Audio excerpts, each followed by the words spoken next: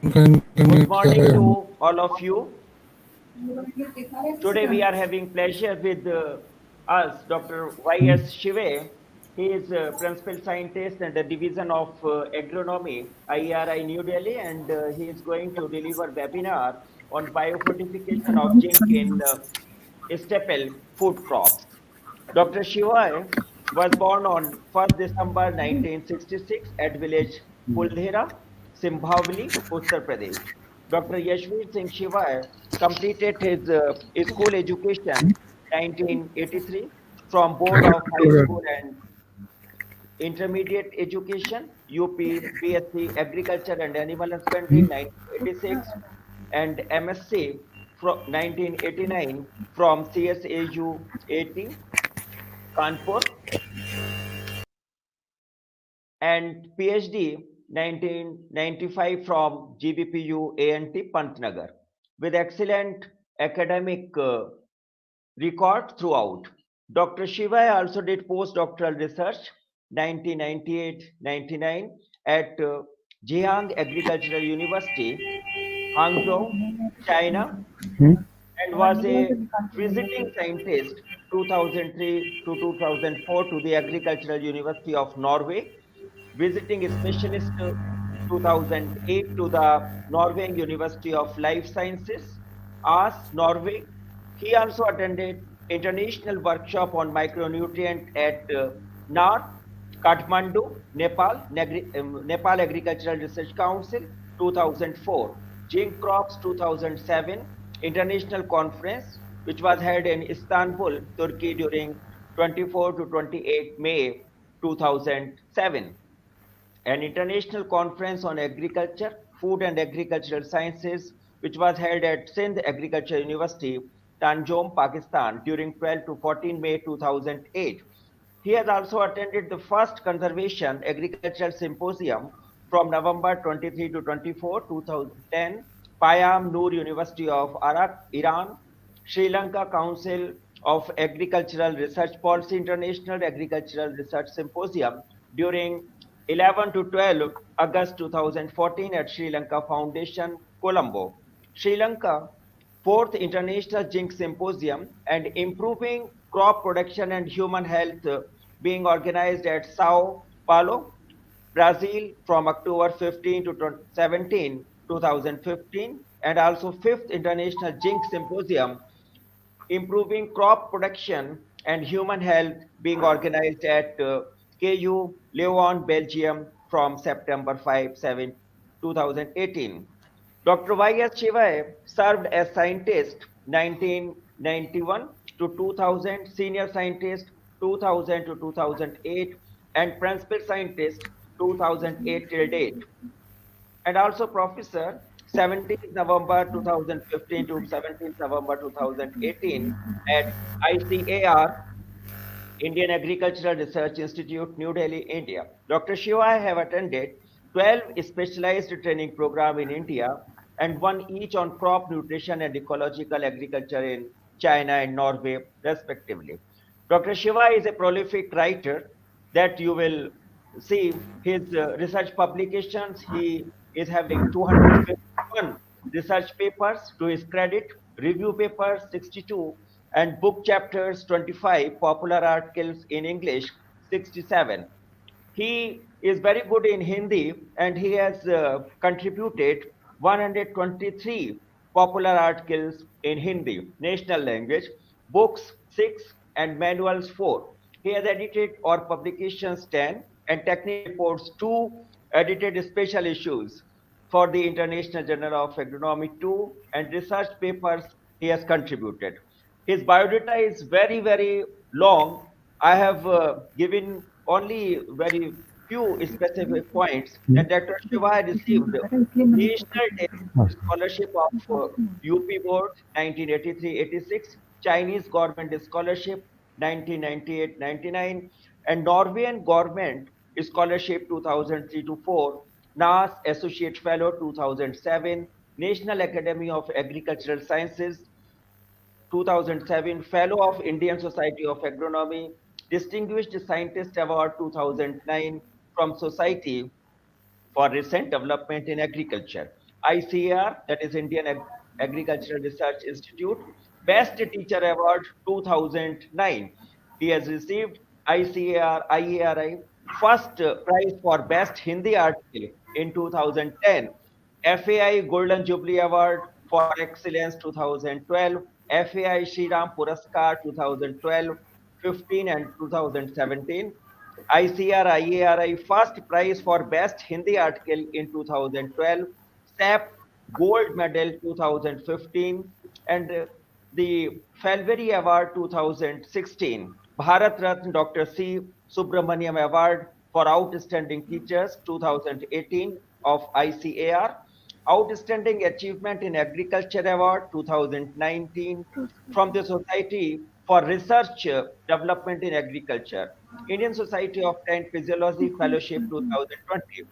Dr. Shiva is also life member of 22 professional societies, organized 4th International Agronomic Congress 22 to 26 November 2016 as organizing secretary, in which more than 1,000 participants from 22 countries participated. He has organized 21st Biennial National Symposium of the Indian Society of Agronomy 24 to 26 October 2018 as organizing secretary, in which more than 500 participants participated from across the country. Dr. Shivai has served the Indian Society of Agronomy as treasurer during biennial 1995-96 and secretary during 2015 to 2016 and 2017 to 18 biennials.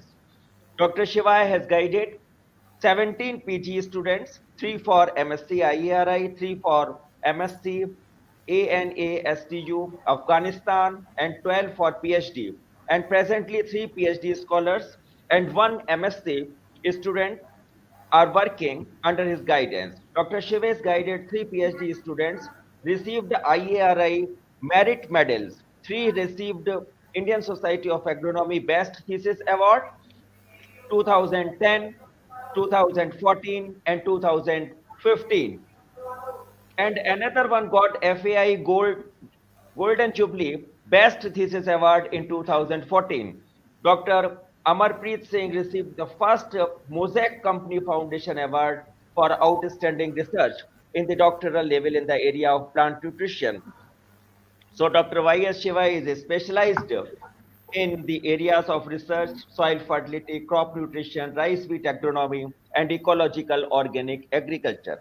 We are very fortunate enough that Dr. Shiva is with us, and all the participants, I request to all the participants to listen such a luminary person, Dr. Y.S. Shiva. Over to Dr. Y.S. Shiva. Thank you, Shiva.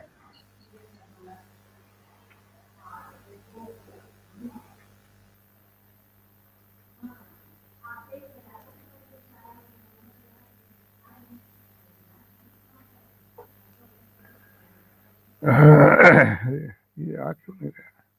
उनको course बनाएंगे तभी तो होगा। है उनको बना तो दिया, तो परमिट करो ना उनको। पहले भी नहीं हो रहा था। पहले भी कहाँ हो रहा था?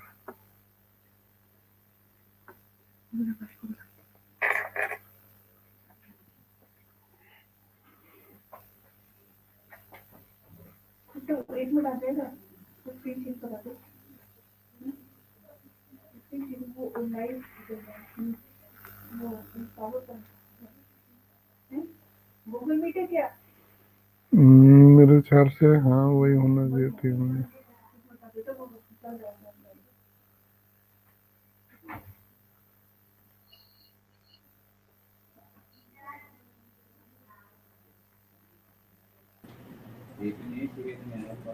शिवाय सर स्टार्ट कीजिए, it's your turn.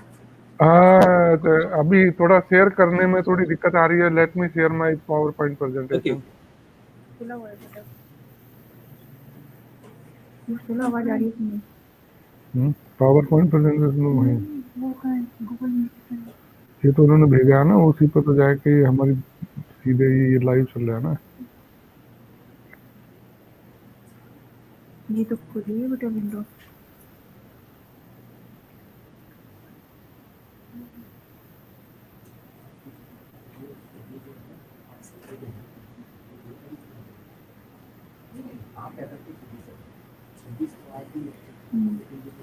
got it, figure.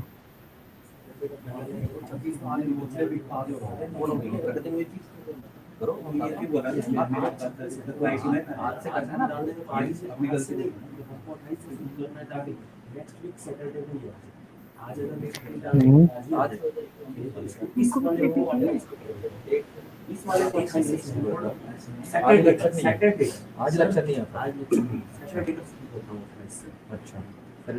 बाकी का सबको 28 से 26 से शुरू कर दूंगा सिर्फ सैटरडे का अच्छा सिर्फ तो सैटरडे पता है क्या होना चाहिए था बेसिकली डेट क्या होना चाहिए था शेयर 28 होना चाहिए हाँ इसमें हटा कर 28 करो 28 sir uh, am I audible? Sir आप ऑडिबल तो है? My PowerPoint presentation is visible to you? No no नहीं सर। नहीं। हाँ अब आ रही है। Wait sir, wait wait. अब हाँ,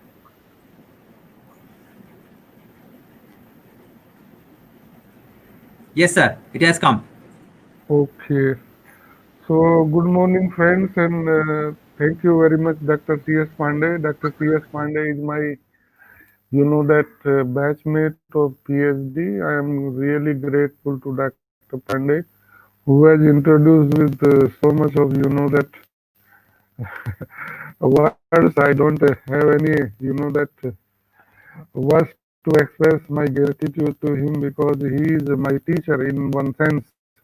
Because when we were pursuing PhD, he helped me a lot in writing of my PhD thesis.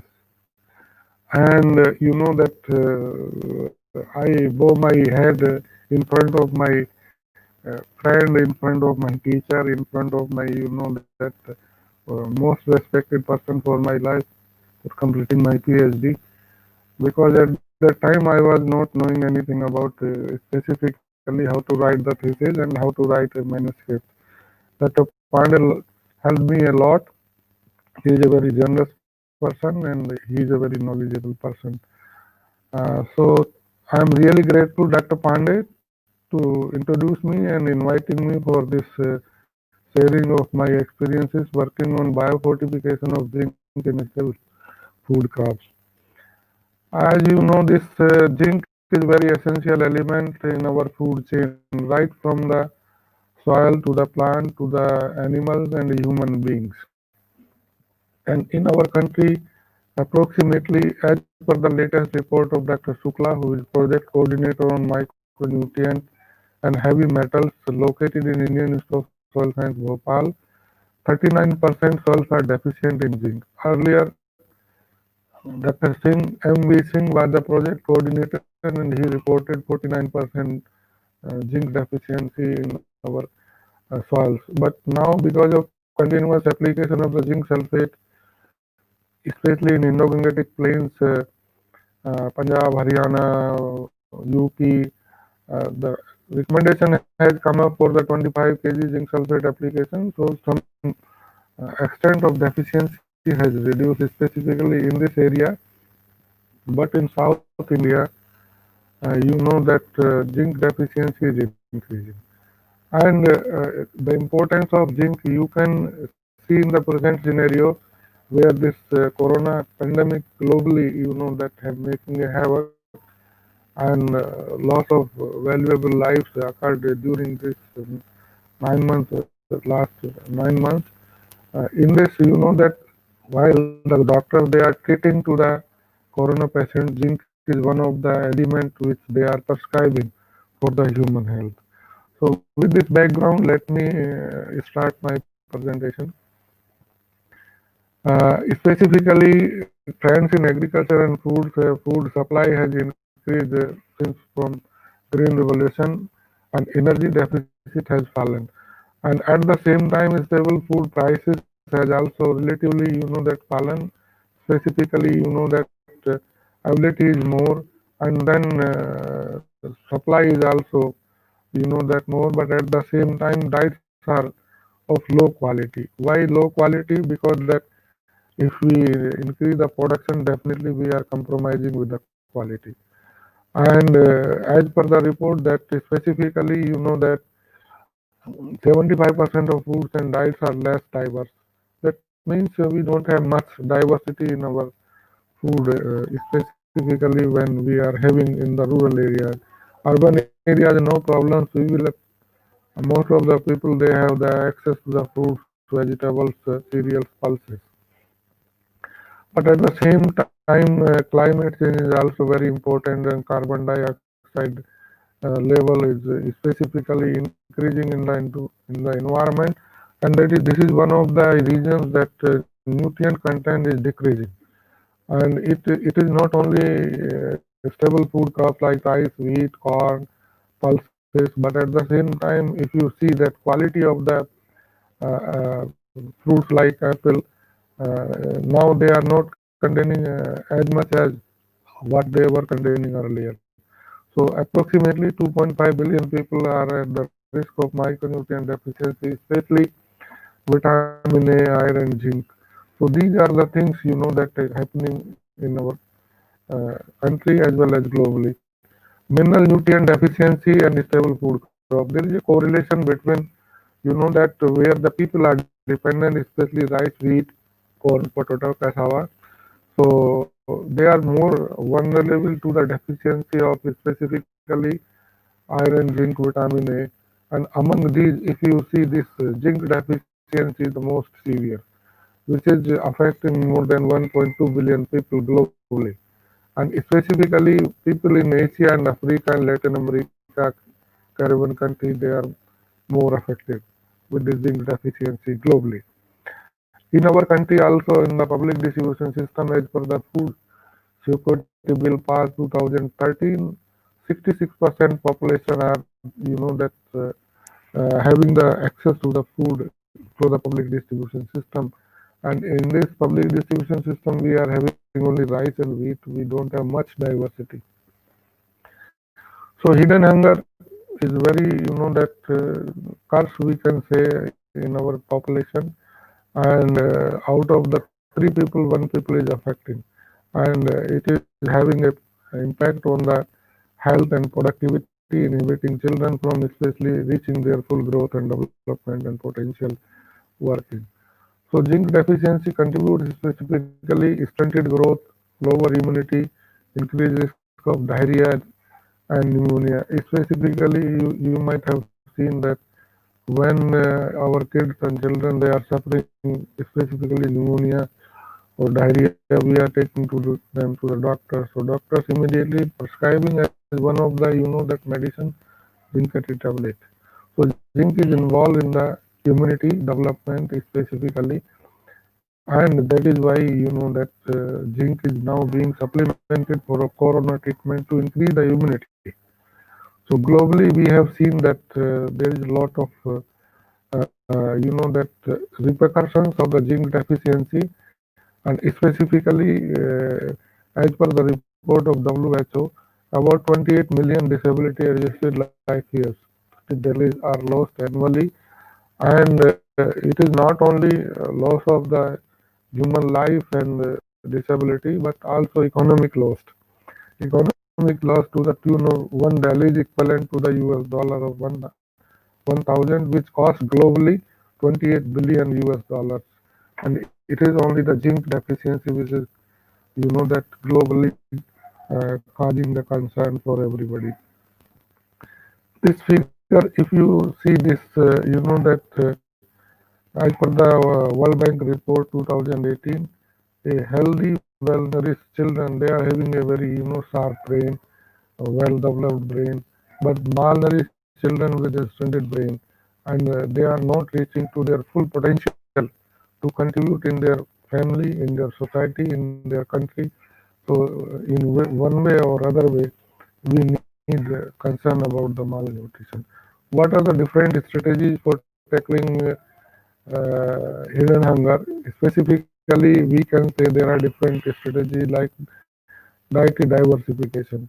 Dietary diversification, if we are having a diversity in our diet, we are taking pulses, vegetables, cereals, milk products, and even some of the non-vegetarian food, those who are non-vegetarian.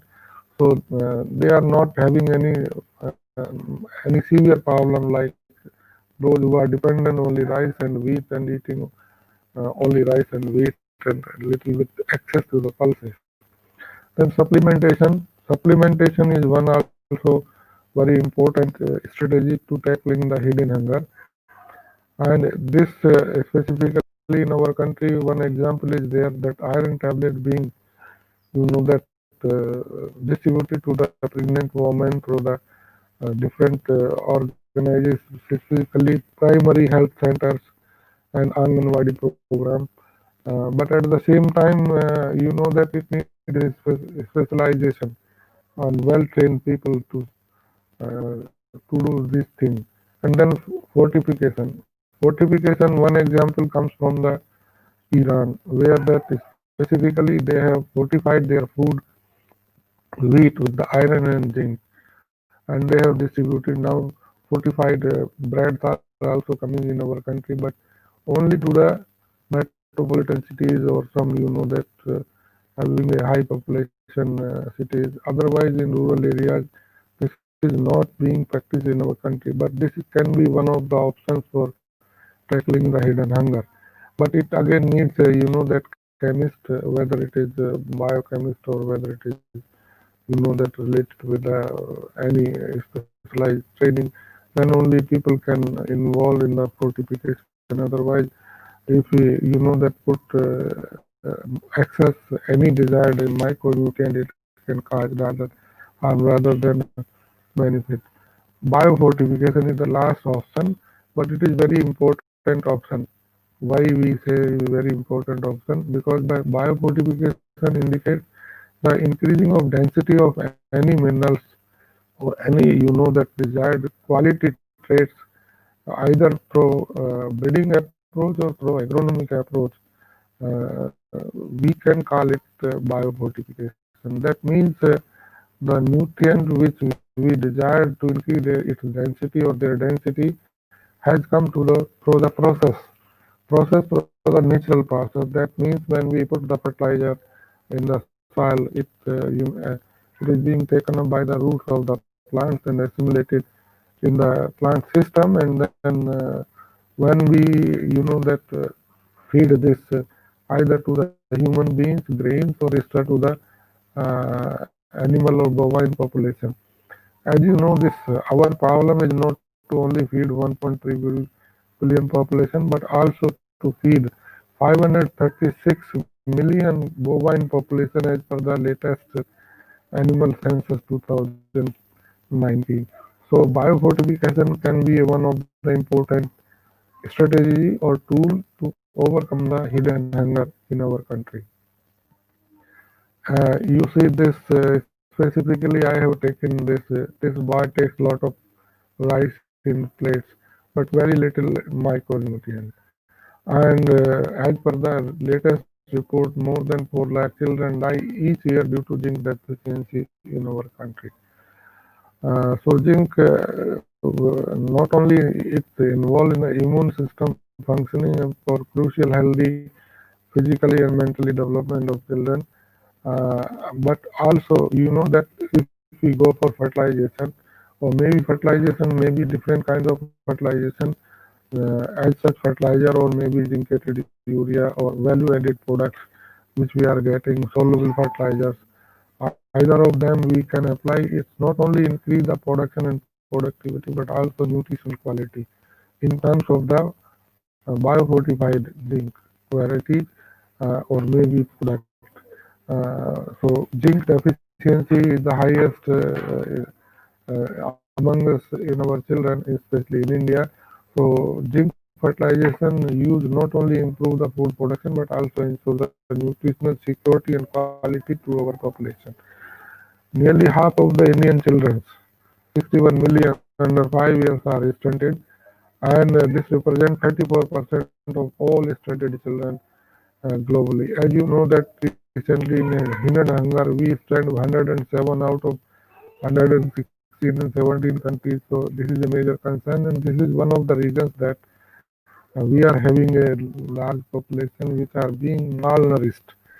And among this, zinc is one of the important.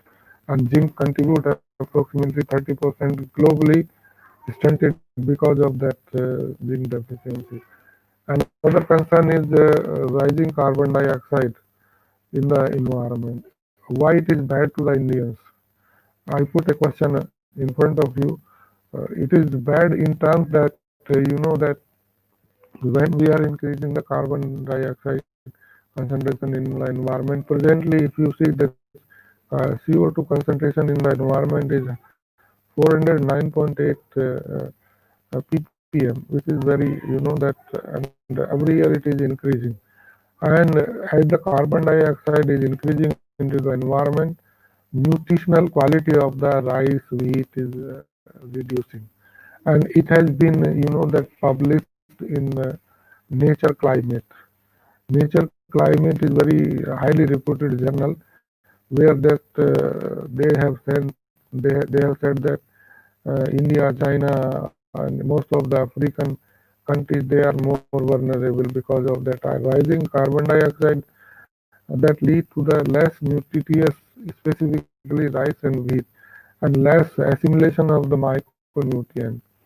And that is why millions of Indians are at the risk of becoming nutrient deficiency by 2050 as rising level of carbon dioxide, making foods, crops, rice and wheat less nutritious. According to the study, and researchers at the Harvard THN School of Public Health, it is a very dedicated public health school in the US, which they have claimed that if carbon dioxide increasing continuously and worldwide, globally, 170 million people worldwide becoming zinc deficient, 122 million people becoming protein deficient by the middle of this century.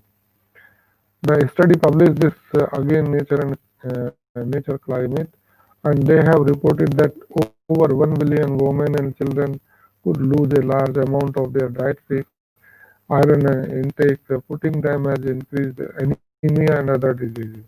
And this is major concern specifically for our country where that 66, 67% people are having access only rice and wheat through public distribution system. They don't have diversity in their food items. And it has been found that India would bear the greatest burden with an estimated 50 million people becoming the zinc deficient. And as many as 38 million people in India are at the risk of becoming protein deficient, and also 502 million women and children becoming vulnerable to various diseases, deficiencies, and other problems. So in South Asia or Asia, we can say that people are mostly affected because of that rising carbon dioxide, which is leading to the less nutritious food. And it can cause to the 63% of dietary protein comes from that specifically vegetable sources, and 81% iron and 68% zinc. It comes through the specifically rice and wheat, we can say. And if continuously carbon dioxide is increasing, that means our food grains are having a less assimilation of these iron, zinc, and protein, and specifically can be affected. And it has been reported that increasing carbon dioxide, it has led to that specifically when normal carbon dioxide, the atmosphere carbon dioxide or ambient carbon dioxide is 409 ppm, and if we increase 550 ppm part per million, so it accumulates less micronutrient, especially zinc and iron. And this indicates that we need to diversity in our diets either, or we need to do a better research for tackling these two micronutrient deficiency in our food chain. So coming to that specifically, zinc in the human nutrition. For your kind information, that zinc deficiency in human beings first time was reported by A.S. Prasad, Anand Singh Prasad, who was from that Bihar and working in World WHO project in the Egypt and Iran, and he first time found that there was some problem in the brain development, and at the same time stunted growth in the human population where the diversity was not there in the food. So he first time reported the zinc deficiency in 1961, and since then it is a very that researchable micronutrient globally, I can say. So and it involves in many enzymatic activities, and if deficiency is there of the zinc in the human beings, then it leads to the dwarfism, delayed sexual development, and hypogonadism, especially adolescents, which are mostly suffering. And it was reported from the lowest social classes, means those who are not having diversity in the food, especially in Egypt and Iran. And adverse impact of the zinc deficiency in humans vary with the age, and specifically it includes low weight gain, diarrhea, pneumonia. And for your kind information, sometimes students don't feel that contributing as per their expectations. So they may be having a hidden hunger of zinc deficiency. So that may be the reasons that they don't have that that interest in the study or contributing as per their expectations. So this can be a problem in that, especially adolescents, and in old age people there may be a problem of ulcer, recurring infections, eyesight problems, and loss of test sensitivity. This can happen in the toddlers and children. So those who are interested to study detail about the zinc role in the human nutrition, they can read these two important publications: A.S. Prasad, 1984, Discovery and Importance of Zinc in Human Nutrition. It was published in Federation of Proceedings. And another important publication, Zinc Deficiency in Humans in Neglected Problems, Journal of American College Nutrition. That these two references can be further studied, those who are interested to know more about the zinc role in the human food nutrition or in the overall development of the human. The major reasons we have already discussed, but again, high consumption of cereal food with low concentration, especially in rural areas. 75% calorie intake comes from the rice and wheat, and this is the reason in our country that we are our population are suffering because of zinc deficiency. Cereals and human nutrition. Cereals are a major source of energy for rural area. Rice and wheat, of course, in the important food chain. And zinc content in the polished rice is very less. That is 8 to 14 milligram per kg. For your kind information, those who like polished rice, they consume less zinc and iron, manganese, etc., as compared to that those who eat brown rice. Brown rice is always advisable to eat to overcome the hidden hunger, because in the allulose layer of the rice, most of the micronutrients are located, and once we go for polishing, it removes almost all the micronutrients and remain very less. And wheat contains 15 to 45 milligram. And of course, now breeding work is going on for release of the bio-fortified varieties, and in our country also we have released like bio-fortified wheat, zinc, PBW zinc 1 and DBW02 variety. These two bio-fortified varieties of wheat.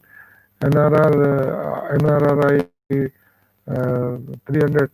DRR Dhan 45. These are the some bio-fortified varieties. But again, you know that there is a one inhibitor. What is inhibitor? Especially for absorption of the micronutrient, phytic acid. There is a negative correlation between absorption and high phytic acid in the food chain. And at the same time, maize is very difficult for that bio-fortification, but some of the bio-fortified maize, especially for provitamin A, have been bred and made available. And extra and stover quality is equally important. As I have discussed, our problem is not only to feed 1.3 billion population, but also 536 million bovine population. So better zinc nutrition of human beings. Cereal grains should contain 40 to 60 milligram per kg. And current situation is 10 to 30 milligrams. So we need to increase zinc concentration in our food, especially rice and wheat, 40 to 60 milligrams. I think it is a very important consideration for bio-fortified varieties released if we increase the zinc density in our crops. So scientifically, bio-fortification is the process of increasing the density of vitamins and minerals in crops through plant breeding or agronomic practices, so that the bio-fortified crop, when consumed regularly, will generate measurable improvement in vitamins, minerals, nutritious status. That means once we develop the variety and then we feed to the animals or human beings, it has some measurable impact. Measurable impact means it overcome the deficiency of any minerals or any that desirable traits when we feed to the animals or the human beings. So that can be called as a biofortification. Biofortification can be divided into two approaches. One is conventional approach, another is biotechnological approach.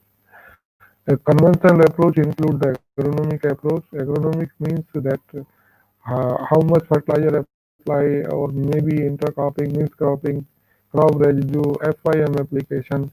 All these comes under agronomic biofortification. Breeding, the development of the traditionally bred varieties and making available them to the farmers, growing them and then feeding to the desired population. Biotechnological approach, that certain product have been developed like golden rice. It has been developed by molecular breeding or molecular genetic engineering biotechnological tools, but still it did not find a place to have specifically for the stakeholders. Stakeholders means growers and consumers. So once if a variety is bred through biotechnological approaches, maybe genetic engineering or molecular breeding or genetically modified crops, that may or may not be acceptable to the consumers and growers.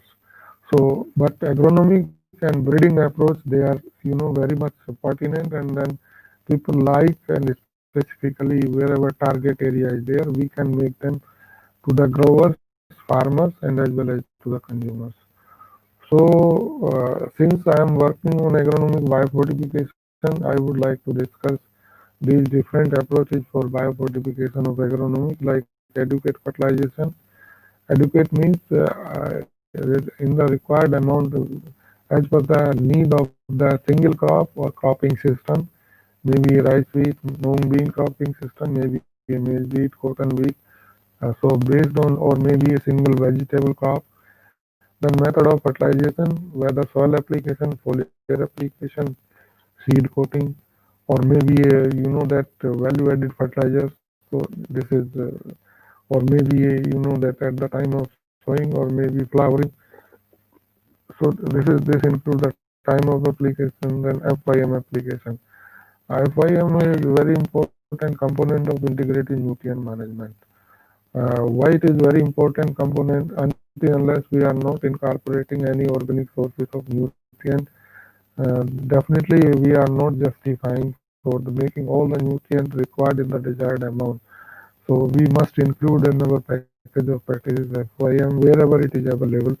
And crop rotations. Crop rotations are very important. You know that as per the report, that it is not only fertilizer which increase the density of the micronutrients, zinc and iron in the economic part, but crop rotations like intervention or inclusion of the pulses in the cereal-based cropping systems, we can increase the density of the micronutrients, because the pulses, they are deep rooted. From the deep root to, they bring the nutrient to the upper layers, and when incorporated into the soil biomass, more and more microbial activities are taking place, making nutrient available from the unavailable pool to the available form. Intercropping, chickpea plus wheat or wheat plus chickpea is a classical example of intercropping where both the crops are being benefited and increase the density of the zinc and iron.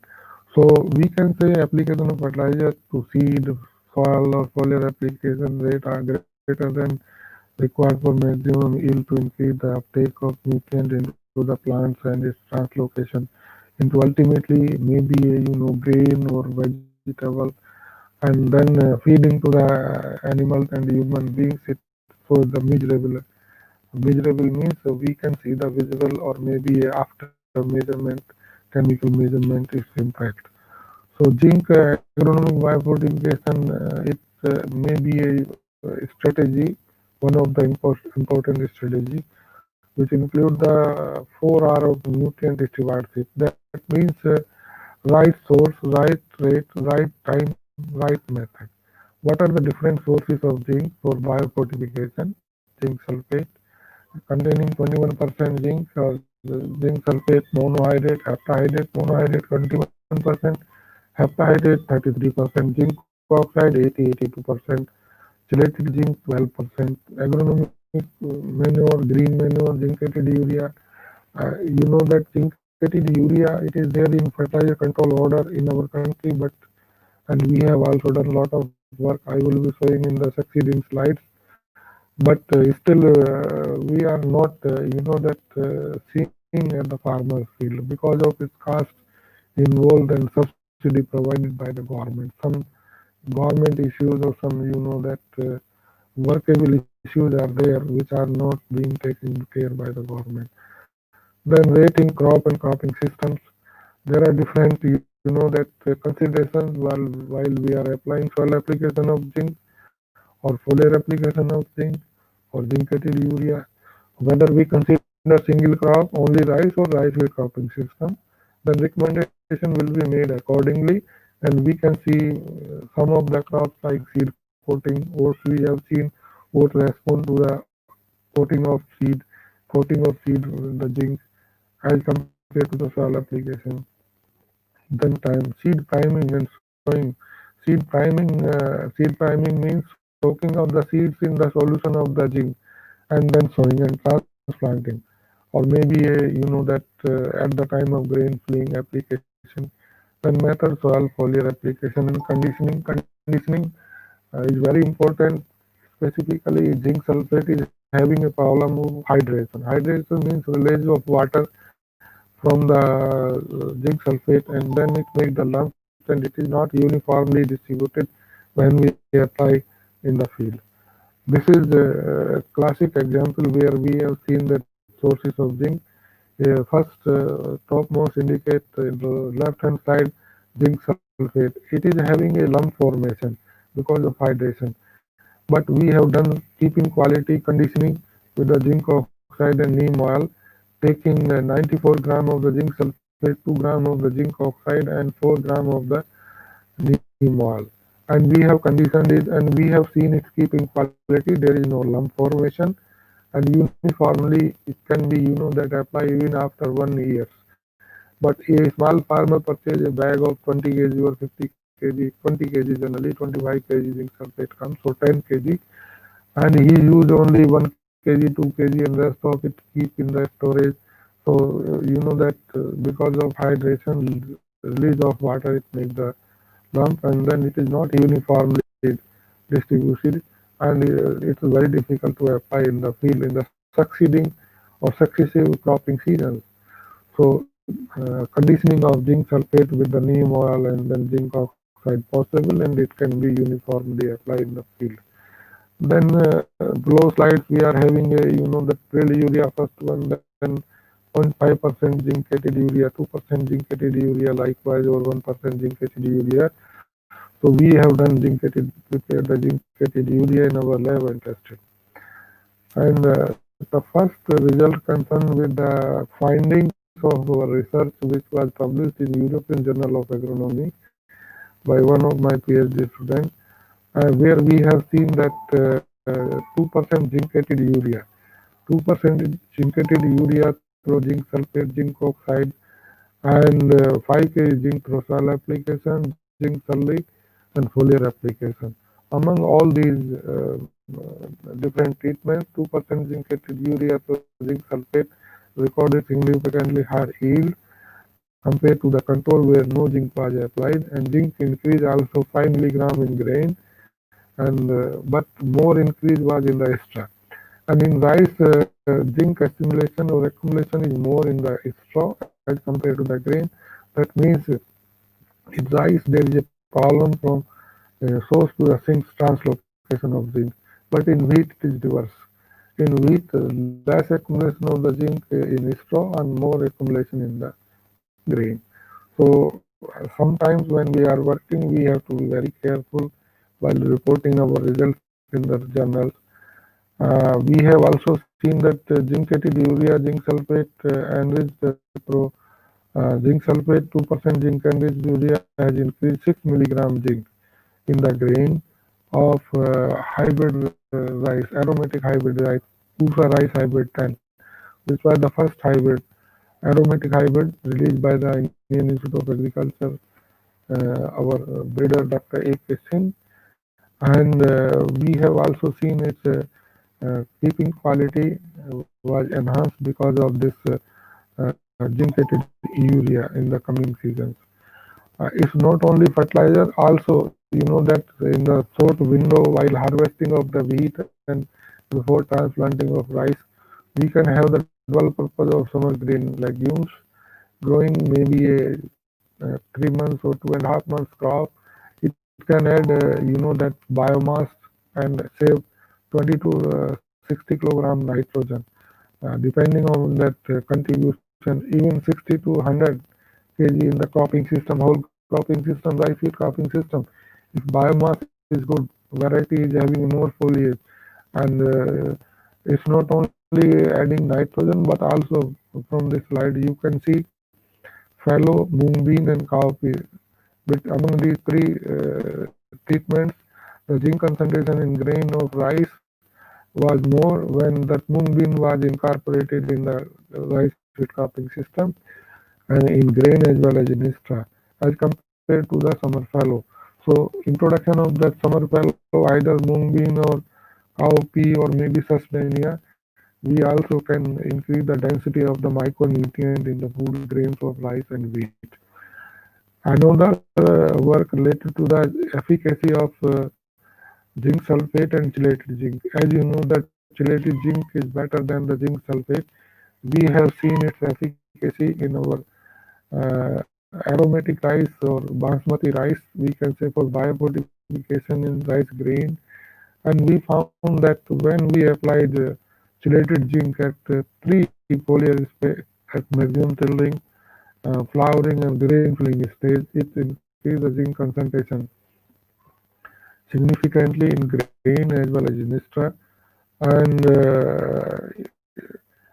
although there was not much difference between the zinc sulfate and chelated zinc, but chelated zinc was much better in terms of increasing the zinc concentration. Yield was not much affected. I have not shown the data for yield.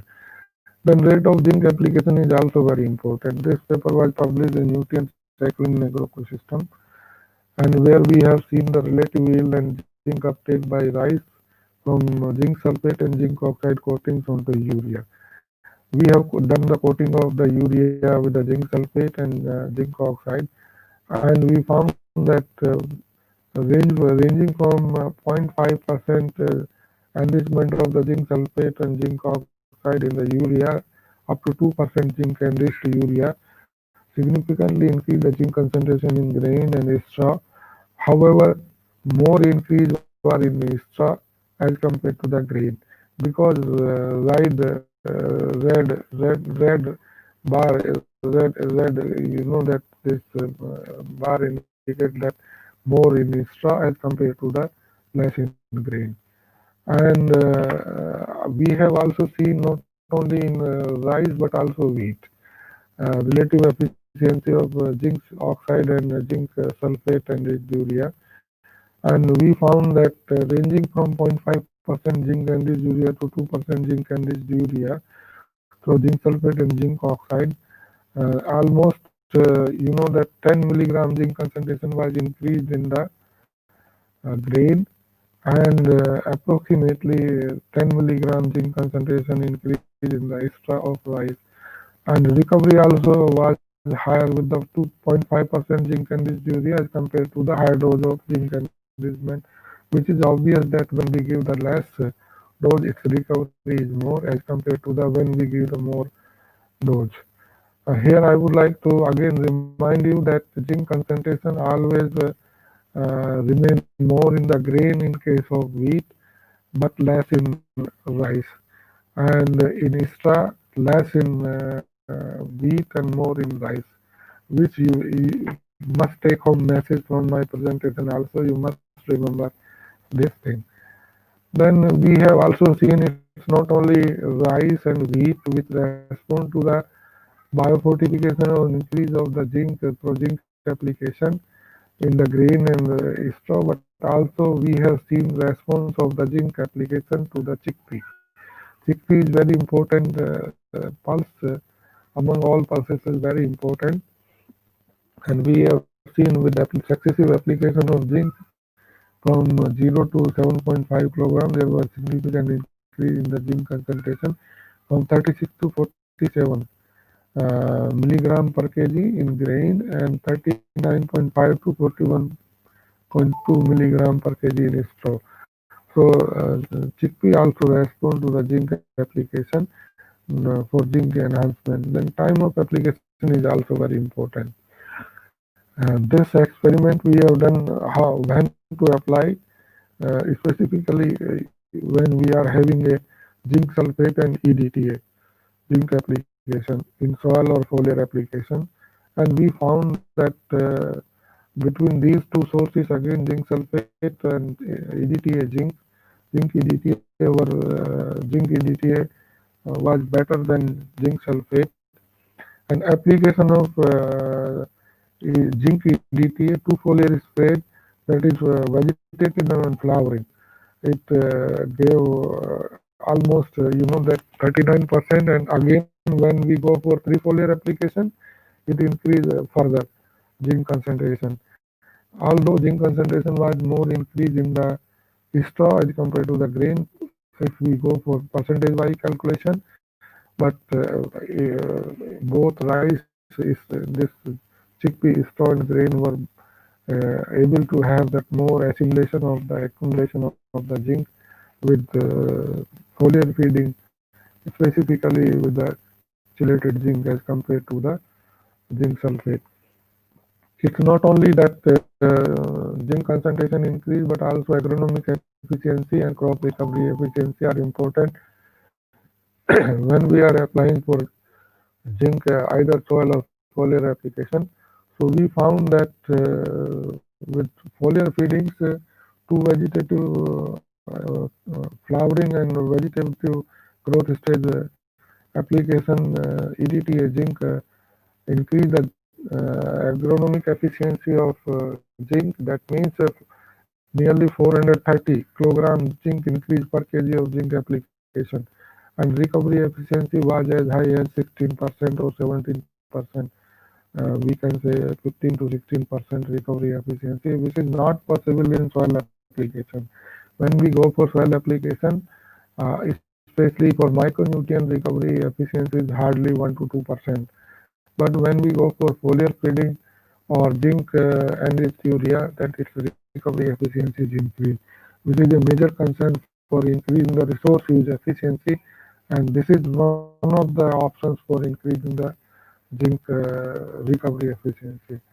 We have also done some work for zinc biofortification of oat grains for zinc fertilization. It's not only rice, wheat, chickpea, but oat. Oat is also very important. As you know that those who are suffering from cholesterol problem, they are being advised to eat oats, as you know that it lower down the cholesterol and its demand is increasing, specifically in the urban areas. Those who are having the access to the departmental store supermarket, so they are getting ready-made packs of this oats.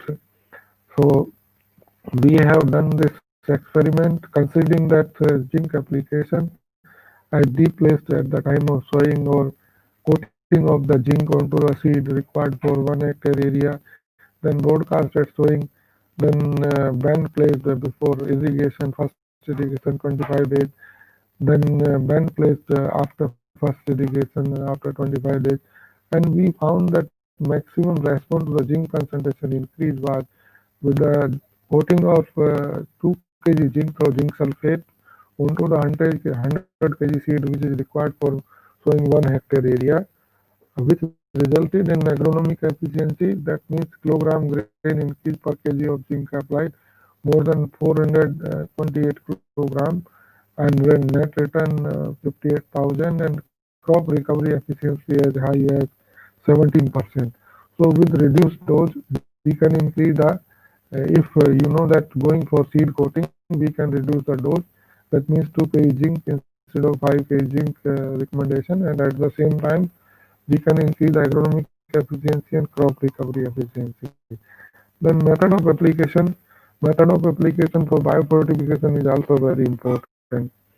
We have done one experiment on corn where we have seen that how corn respond to the zinc application through soil application, foliar application, or combination of soil plus foliar application, or zinc enriched urea, where 2.8 kilogram zinc is supplied through 2% zinc enriched urea. And we found that soil plus foliar application, that means corn is very difficult crop for agronomic biofortification compared to the rice and wheat. It responds less as compared to the rice and wheat. So we have gone for soil plus foliar application, and even not much zinc concentration was increased in the corn grain and stover as compared to the rice and wheat. And also recovery efficiency was higher with the foliar application. That means more than 15%. But when we go for soil application, recovery efficiency is 2% only.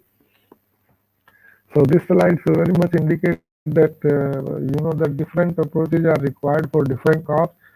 It's not only one approach can solve the problems and increase the zinc concentration in economic part of the plant, which generally comes in the food chain. We have done some work on improving the zinc conditioning, which earlier I have that shown, but here I would like to explain the things in more detail, which we have published in Current Science. According to the Government of India Fertilizer Control Order 1985, zinc sulfate should have be free flowing, contain 21% zinc, and should have a pH more than or equal to 4. However, zinc sulfate market in India, non-Indian market, have the following drawbacks. What are the drawbacks in quality? It makes the lump formation during storage. That means because of hydration, release of water, it forms the lump. And lack of free flowing, that means after lump formation, it does not have free flowing. It is not uniformly, flowing, and it have a problem, difficulty in uniform application once lump formation is there, and presence of free acidity that has the injury to the seedlings. So these are the some drawbacks. So we did some exercise to improve its keeping quality by conditioning with the zinc oxide and neem oil. And then we have seen its, that efficacy for increasing the zinc concentration in grain and extra that has been published in Journal of Plant Nutrition. And we found that if we apply 2 kg zinc through zinc oxide neem oil conditions as soil application plus 2 foliar spray, it has a maximum impact of the zinc concentration in grain and extra as compared to the that when we apply only soil application or only one foliar application. So we can say that conditioning after conditioning or improving the keeping quality of the zinc sulfate through zinc oxide and neem oil, its efficacy can be increased for agronomic biofortification. And being an agronomist, we can also contribute.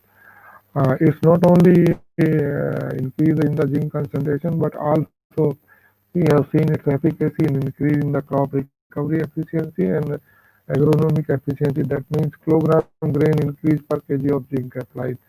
So with 3 foliar spray or 4 foliar spray was maximum agronomic efficiency and crop recovery efficiency was recorded as compared to the soil application only, or maybe soil plus foliar application. But crop recovery efficiency these days is very important. We don't want to waste our energy and resources for the sake of increase in production, and unless we don't have the technology for increasing use efficiency and recovery efficiency. We have seen also genetic variation response in bees. Being an agronomist, we can also work in tandem or together with the breeders for identification of the certain varieties which can be, that screen out and can be, inform to the breeders. Look, this variety responds better for agronomic biofortification, which you can further use its parental material for breeding improvement program for releasing of the new variety. So we did some work on chickpea, seeing the taking three varieties, and we found that desi varieties like Pusa 5028 or Pusa 372 are better than Kabuli varieties in zinc concentration in grain and straw. So lot of variation is there in zinc accumulation genetically, maybe because of root behavior or root exudation or siderophore secretion. Because of that, these reasons, their assimilation is different, or accumulation or absorption is different. We have also done some work for identification of the varieties more accumulator and then better responding in terms of the zinc concentration in the rough rice or agronomic efficiency. And we found that after taking Pusa Basmati 1, Pusa 1, 2, Pusa 1, 3, Pusa 1, 4, Pusa 1, 5 varieties, we found that among these varieties, rough rice grain, among the taking 5 varieties, Pusa 1, 3 contains more zinc concentration in rough rice grain, although recovery efficiency or agronomic efficiency was higher with the Pusa 1, 2 varieties. So agronomists can also work in tandem. It's not in working in isolation. In addition to this, we can also work with the microbiologists for these days. Biofilms or bioconsortia are being also used for biofortification, which I'm not able to show here because of that different considerations and different considerations with the agronomic biofortification. But 12 microbiologists also can play important role if we are using, that bioconsortia, biofilm, and some of the zinc solubilizers we are using in our fertilizer recommendations.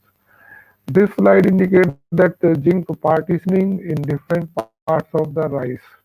Rice means white rice kernel, bran, and hull. And we have taken 4-5 varieties here, like Pusa Basmati 1401, Pusa Basmati 1460, and PRS 10, Pusa Basmati 1121, and then Pusa 14. And we found that among these varieties, 6 varieties, if you see the contribution or that portion of the zinc accumulation maximum remains approximately 40%, even more than 40-60% in the hull, and approximately then followed by bran and least in the white rice kernel, or sometimes in the white rice kernel and followed by in the bran. So this indicates that most of the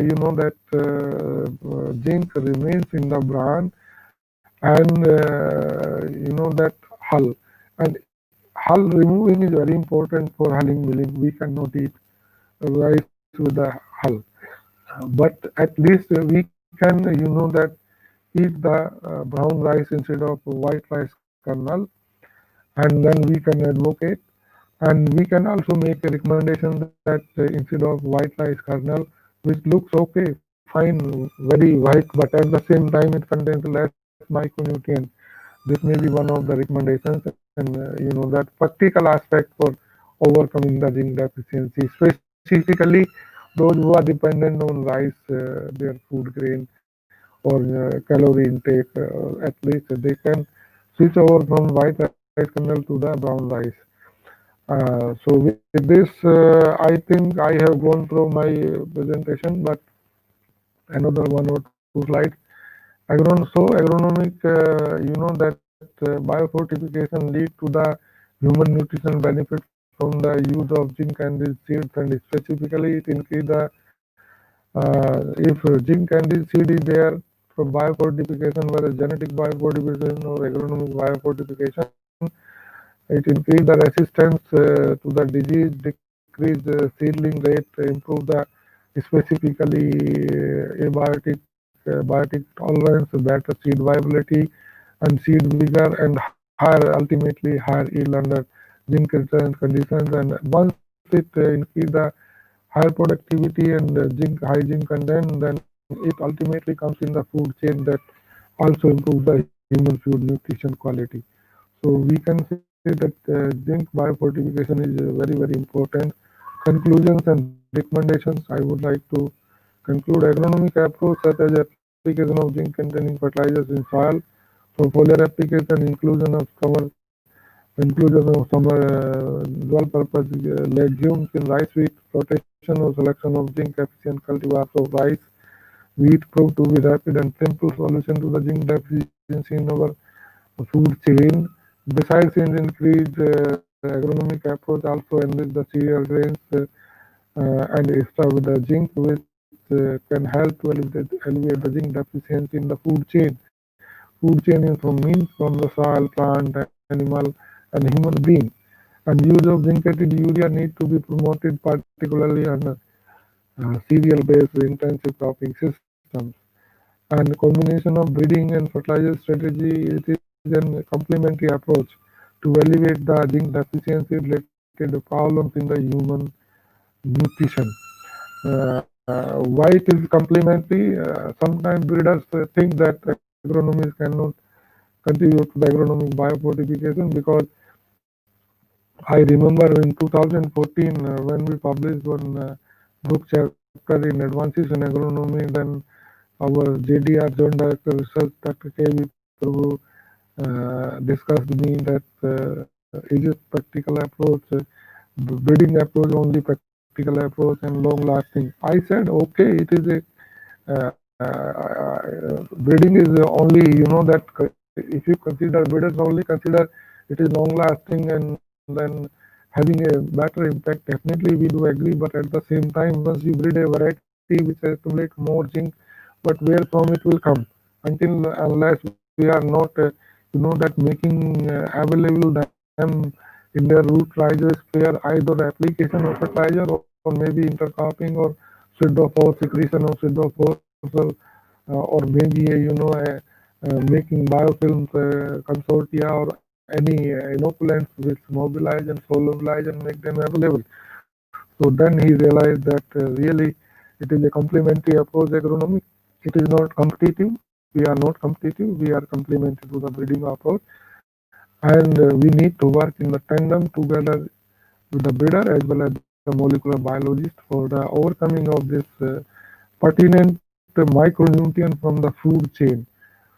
So with this, I would like to thank you very much. If you have any questions and clarifications, I will be happy to answer your questions and clarification. If you don't ask, then I feel that I have not able to communicate properly for biofortification or agronomic biofortification to overcome the malnutrition. Dr. Pandey,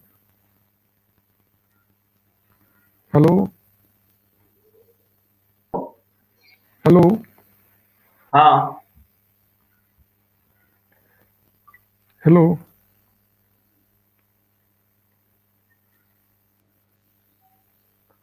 hello,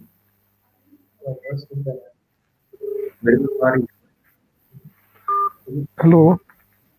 हाँ hello हाँ doctor साहब, I think I हाँ have, हो गया हाँ मेरे हिसाब से तो हो गया। अब क्वेश्चन आंसर्स का टाइम है।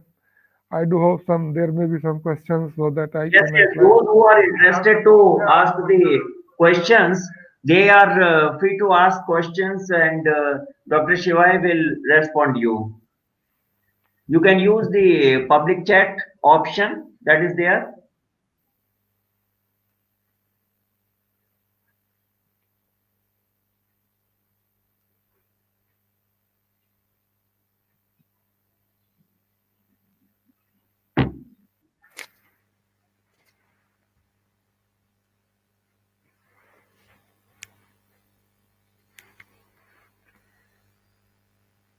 I hope you have made very lucid and clarity, and so there is no question available with the participants.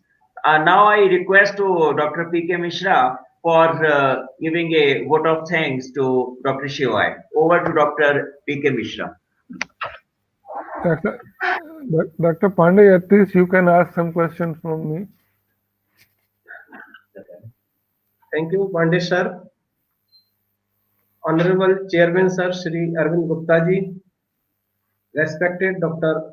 Y.S. Shivai ji, Principal Scientist, Division of Agronomy, Indian Agricultural Research Institute, ICR, New Delhi, and all the participants.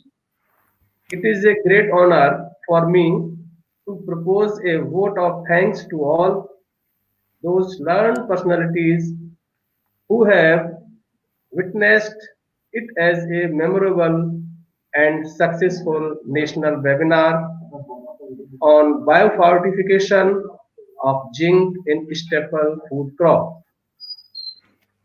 Today, I on my behalf and on behalf of organizing committee extend a very hearty vote of thanks to Professor Shivai for delivering highly valuable lecture and interactive session to all of us. You have explained in detail about the biofortification of zinc in staple food crop.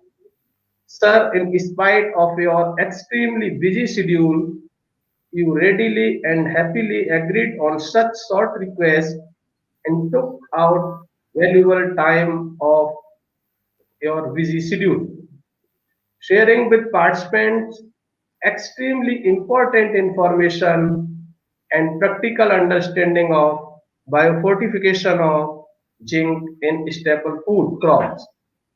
I am sure students must have been benefited immensely.